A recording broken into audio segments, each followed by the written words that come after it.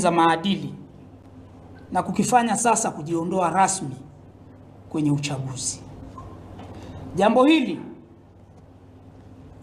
limeua ndoto za wanachama wa Chama cha Demokrasia na Maendeleo. Watu kwenye Chadema kwa sababu wanawiwa kuwa madiwani wa wawakilishe wananchi kwenye kata zao. Watu hawa ndoto zao zimeuawa.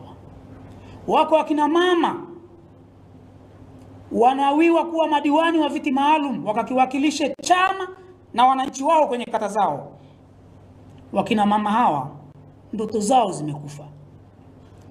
Wako watu wanataka kuwa wabunge kwa kutokusaini kanuni.